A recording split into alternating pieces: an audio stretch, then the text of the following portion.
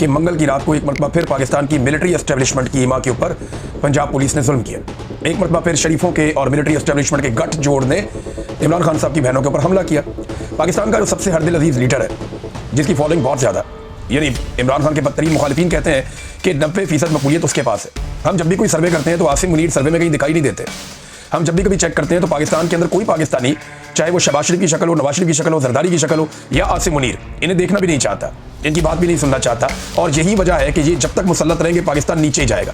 ये पाकिस्तान के इदारों को, पाकिस्तान के अवाम को और पाकिस्तान की रियासत को अब ये फैसला करना पड़ेगा कि उन्होंने इस टोले को प्रोटेक्ट करना है या पाकिस्तान को करना है, क्योंकि ये तो बात नहीं आ रहा है। इमरान खान साहब की बहनें अदालती अहकामात के साथ एक मरतबा फिर इमरान खान साहब से मिलने के लिए पहुंची। उन्होंने मुलाकात करनी थी, लेकिन मुलाकात नहीं होने दी गई। फिर दोबारा से वो धरना देकर बैठ गई। उन्होंने कहा जी हम तो यहाँ से नहीं जाते, हमारे भाई से हमारी मुलाकात करो, हमारे पास अदालत का ऑर्डर है, आप उसे कैद तन्हाई में नहीं रख सकते। खाली इमरान खान साहब को नहीं, 2.5 महीने हो गए लगभग इमरान खान की एहलिया को भी मिलने नहीं दे रहे। इतना खौफ है और इतनी नफरत है कि वो खातून की मुलाकात भी उन्होंने रोकी हुई है। और इमरान खान साहब की मुलाकात के लिए उनके फैमिली के लोग गए, वो जाकर वहाँ पे बैठ गए। लोग बहुत बड़ी तादाद में गए थे। रात गए, आपको पता है लोग वापस जाते हैं, उनकी तादाद कम होती है।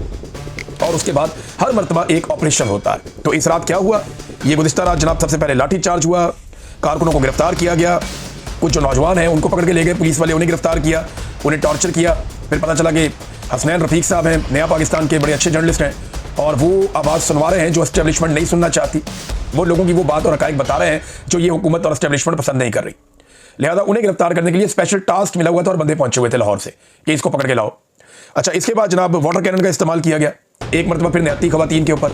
अब 70 साल उम्र है खवातीन की, 68, 69, 71, 73, ये उनकी उम्र है। अब इतनी बुजुर्ग खवातीन के ऊपर वाटर कैनन का इस्तेमाल कर रहे हैं, उनके ऊपर ठंडा पानी फेंक रहे हैं, वो भी केमिकल मिला हुआ।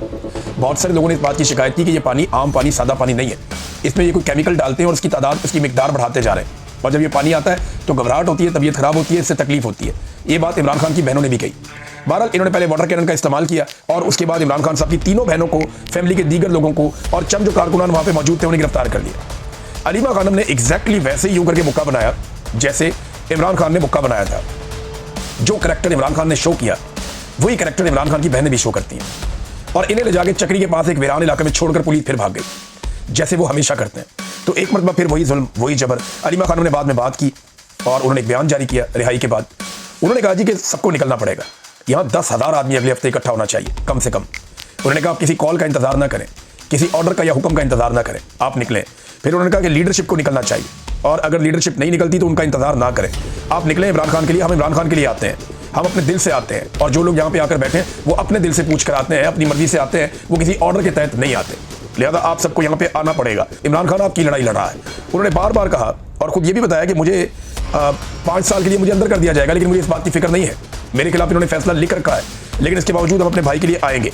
अलीमा खानम साहबा का एक स्टेटमेंट तो ये है कि अगर आप लाहौर का हाल देख लेते, मेन मार्केटें बंद थी, जमान पार्क में लाइटों की जो लाइट्स की तारें हैं वो काट दी गई थी। आप ये ना देखें कि हम कितनी हैं तादाद में या हमारी तादाद कितनी है, आप ये देखें कि ये लोग कितने डरे हुए हैं। ये अलीमा खानम का स्टेटमेंट है। उन्होंने कहा ये चाहते हैं इमरान खान चुप रहें, सियासत छोड़ दें, यानी 90% पाकिस्तानियों की नुमाइंदगी ना करें तो इमरान खान के केसेस खत्म हो जाएंगे। इमरान खान साहब ये बात ना माने, उन्होंने केसेस का मुकाबला किया। अब ये नाजायज हुक्मरान चाहते हैं इमरान खान की आवाज़ बंद कर दें। इमरान खान को इसलिए कैद तन्हाई में रखा है, इस गैर आईनी गैर कानूनी हरकत को हम कैसे कबूल कर दें। अब ये देखें ना, ये मैं आपको एक तस्वीर दिखाता हूँ, इमरान खान साहब के दौर की है ये इमरान खान साहब ने अपने दौर में हुक्म जारी किया था। जब नवाज शरीफ बीमार था तो इमरान खान ने कहा था कि वज़ीर आला को वज़ीर आज़म ने हुक्म दिया कि मरियम नवाज़ को वालिद से मिलने की इजाज़त दें और उन्हें वालिद से मिलवाएं। जब नवाज शरीफ साहब के घर में फौती हुई थी तो इमरान खान साहब ने ना सिर्फ उन्हें फौरी तौर पे पैरोल पे भिजवाया था प्रोटोकॉल के साथ, बल्कि जो उनकी घर में रुकने की मुद्दत थी उसमें इजाफा भी कर दिया था कि ये जब तक रुकना चाहते हैं इनको रुकने दें, इन्हें वापस जेल में ना लेकर जाए। ये इमरान खान साहब का ज़र्फ था और एक उनके दुश्मन है जो बहुत ही कम ज़र्फ है और उन्हें बिल्कुल कोई इंसानियत का या इखलाकियात का कोई पास ही नहीं है, इखलाकियात से गिरी हुई हरकतें करते हैं। अब मेरा सवाल ये है कि जो लोग मीना खान अफरीदी के एक स्टेटमेंट पे बहुत ज़्यादा तत्ते तवे पे बैठे हुए थे, यानी मुझे भी तकलीफ हुई इस बात की कि जो स्टेटमेंट उन्होंने दिया, मैंने खुद कहा कि वो ट्रैप हो गए, या मैंने कहा कि ये इसको जवाब नहीं फराहम किया जा सकता जो उन्होंने बात की।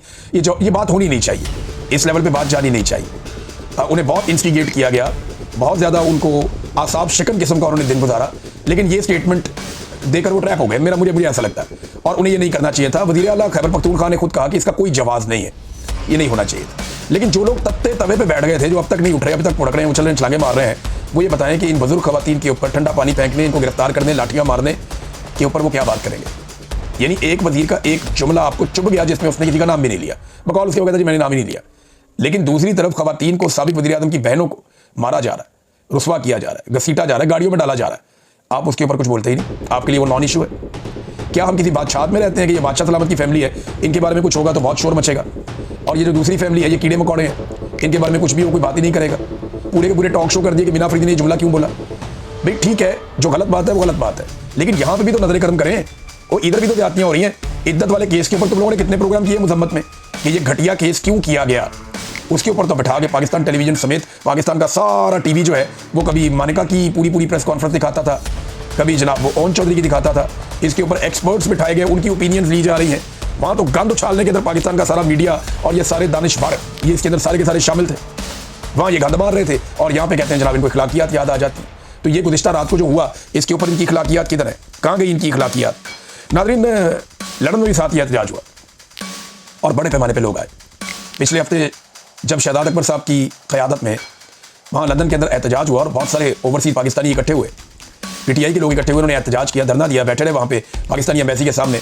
तो अगले दिन शहजाद अकबर साहब के ऊपर हमला करवा दिया गया, शहजाद अकबर साहब जख्मी हो गए। लेकिन अगले ही हफ्ते जब दोबारा एहतजाज हुआ, एहतजाज का दिन जब दोबारा आया तो शहजाद अकबर साहब फिर जाके लोगों के अंदर बैठे हुए थे। इसका मतलब क्या है? इसका मतलब ये है कि शहजाद अकबर ना कमज़ोर पड़ा और ना वो पीछे हटा।